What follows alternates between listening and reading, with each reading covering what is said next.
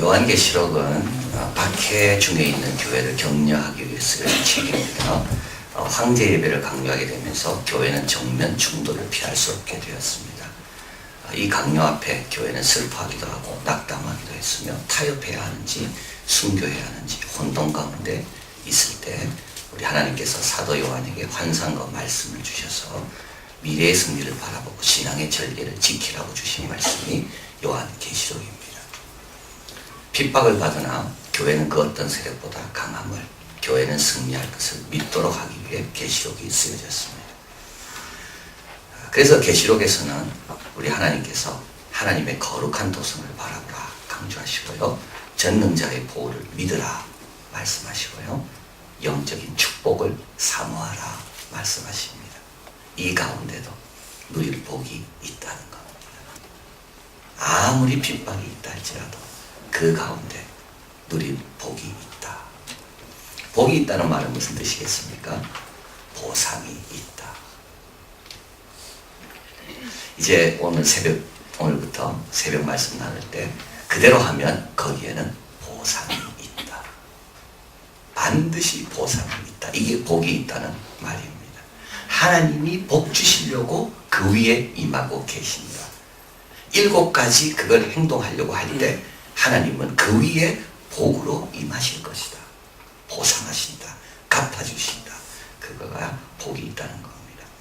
계시록에는 숫자가 많이 나옵니다. 환상도 나오지만 더 많이 나오는 것이 숫자입니다. 근데 그 많은 숫자 가운데 제일 많이 나오는 숫자가 7입니다. 아시아 7교회에 보낸 편지, 7 나팔, 7인, 7대접, 7영, 7뿔, 7복.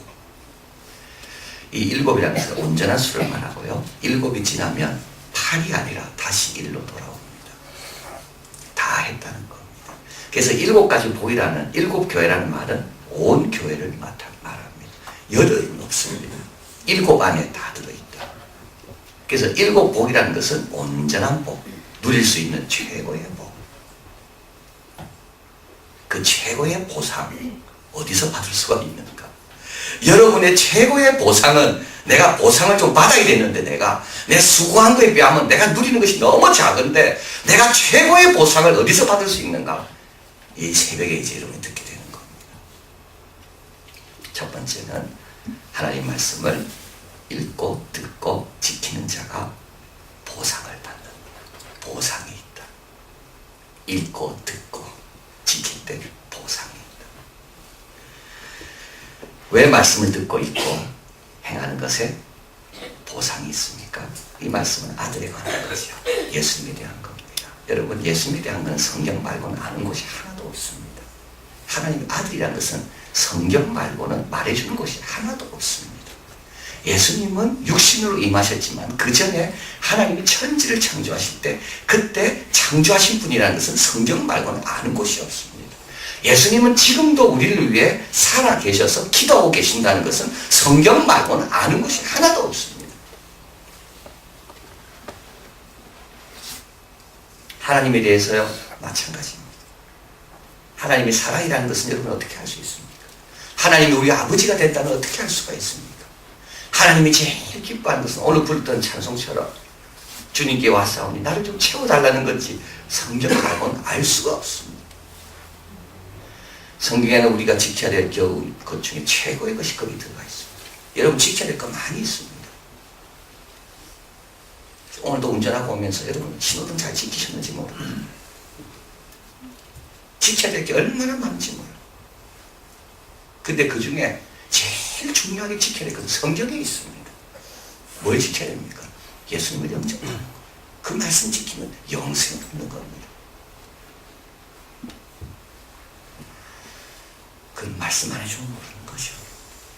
딴 거 아무리 잘 지켜도요, 예수의 말씀 지키지 않고 예수님 믿지 않으면 인생은 짧은데 그 나머지 영원한 기간을 불행하게 보낼 수밖에 없는 겁니다.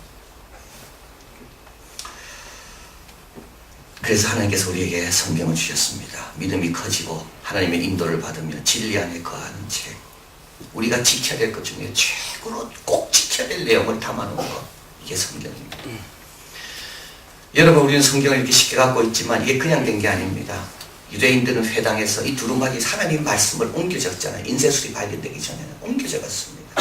근데 하나님 말씀 1.1획도 다 하나님의 뜻이 있다고 믿었고 확신했기 때문에 1.1획도 틀리지 않으려고 얼마나 노력했는지 아무에나 적지 않았습니다. 정결한 동물 가죽에만 적었습니다. 아무 펜이나 사용하지 않았습니다. 정결한 새의 깃털로 사용했습니다. 암기해서 적지 않았습니다.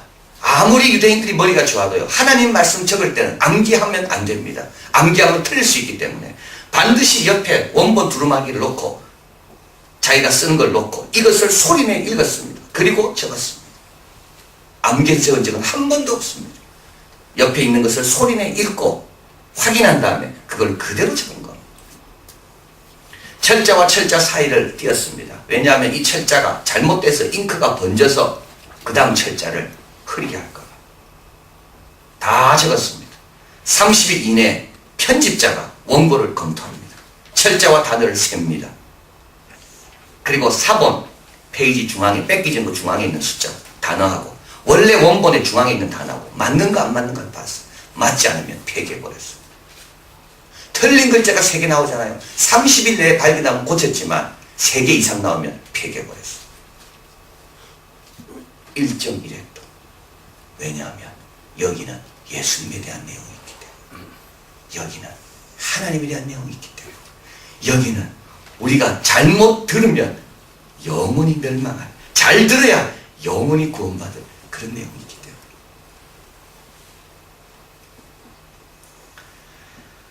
그런데 우리는 말씀을 어떻게 해야 합니까?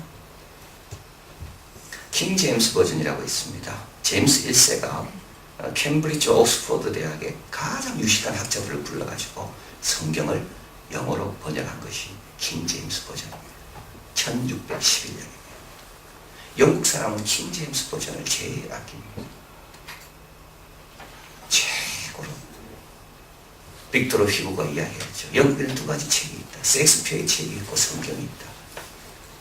영국 사람이 셰익스피어를 만들었다면 성경은 영국을 만들었다. 그게 킹 제임스 버전이에요.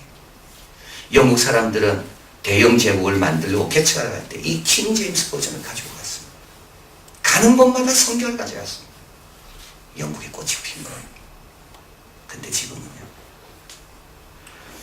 미국에서 최초로 인쇄된 책이 뭔지 아십니까? 시편입니다. 미국에 건너간 사람들이 최초로 인쇄해서 펴낸 책이 있는데 그게 시편입니다. 미국은 성경에 나와 있는 많은 이미지를 가지고 그 이미지의 모습을 따라 미국을 건설해주고 있습니다. 그래서 미국이 잘 된 거예요. 그런데 오늘은요, 시빌라이제이션, 문명이라는 책을 적은 리알 퍼거슨은 말합니다. 서구들은 오늘날 이 근본적인 확신을 잃었다. 우리는 다시 돌아가야 된다. 어디로? 우리의 근간이 되는 책을 붙잡아야 된다. 성경. 미국에서 마이크가 없을 때, 예배를 드릴 때 목사님 설교가 잘 전달되기 위해서 강단을 높였고요. 그리고 이제 위에 공명판을 설치했습니다. 그래서 이제 말을 하면 마이크가 없기 때문에 공명판 통해서 멀리까지 나가는 거예요. 그런데 이제 귀족들, 부자들은 앞에 앉았고요. 가난하고 노예들은 뒤에 앉았습니다. 앞에서 말씀을 듣는 귀족들의 믿음은 자꾸 커지는데 뒤에서 말이 잘 안 들리잖아요. 노예와 가난한 사람들의 믿음은 진전이 없었다는 거. 뒤에 잘 들립니다. 여러분, 예배 때요, 앞에 앉으셔야 돼요.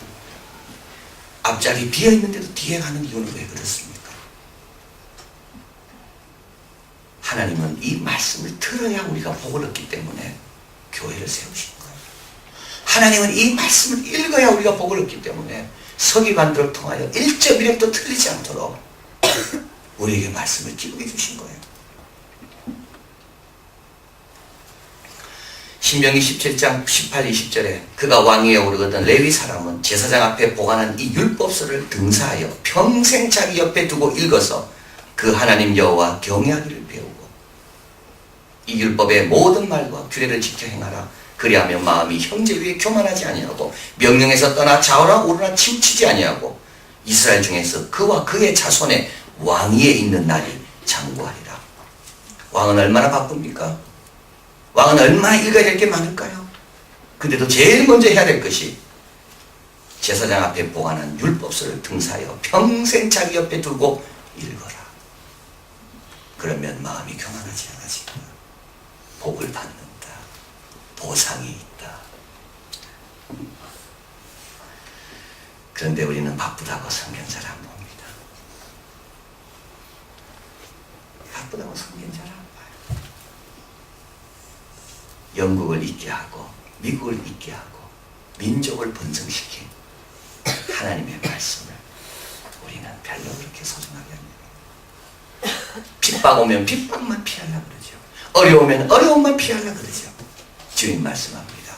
어려운 핍박이 있어도 먼저 할 게 있다.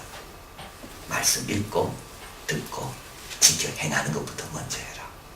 그 안에 지혜도 있고 그 안에 은혜도 있고 평안도 있고 그걸로 인해 이길 수 있는 힘도 거기에 있다. 내가 보상을 약속한다. 메리 존스라는 16살 된 웨일즈 농촌 여자아이가 있습니다. 4살 때 아버지가 돌아가셨습니다. 어머니와 함께 열심히 일하여 했기 때문에 가난했습니다. 8살 때 그리스도인이 되었습니다. 이 메리는 성경 읽는 것을 너무 좋아했습니다. 성경 살 돈이 없었습니다. 그러나 성경을 꼭 사야겠다는 마음을 먹고 6년 동안 조금씩 돈을 모았습니다. 마침내 웨일즈어, 그러니까 영국 가운데도 영국 영어가 아니라 웨일즈 지방에 있는 그 방언을 가리키는 거죠. 웨일즈어 성경을 살 수 있게 되었습니다. 그런데 성경을 구입하려면 40km 이상 떨어진 발라라는 마을로 가야 했습니다. 그는 신발 살 돈이 없었기 때문에 신발이 닳지 않기 위해서 맨발로 40km를 걸어갔습니다. 발라에 있는 목사님에게 갔는데 그 마지막 딱 한 권 남아 있었는데 이것은 이미 누구에게 파일로 예약되어 있었습니다. 메리는 실망해서 눈물을 흘릴 수밖에 없었습니다. 이를 본 찰스 목사님은 메리를 그냥 돌로 보낼 수가 없어서 오히려 예약한 사람을 기다리게 하고 메리에게 성경을 팔았습니다. 그리고 이 찰스 목사님은 런던에서 성교의 모임이 있었는데 이 이야기를 하게 되었습니다. 메리 이야기를 한 거예요. 성경을 사기 위해 맨발로 40km를 걸어오고 6년 동안 기다려서 하나님 말씀을 사러 온 그 여아이. 이 이야기를 들은 런던에서 성교회로 모인 목회자들이 성경을 보급하는 모임을 만들자. 그래서 만들어진 것이 성소공회입니다. 지금 현재 200개 이상 나라에서 147개 성소공회 회원 나라를 갖고 있습니다. 보상이 있다는 것. 근데 여러분, 나만 보상이 아니라 말씀을 읽고 듣고 행하면 나로 인해 다른 사람에게도 축복이 임한다는 것. 말씀을 덮어놓지 마십시오. 말씀을 펴놓으십시오.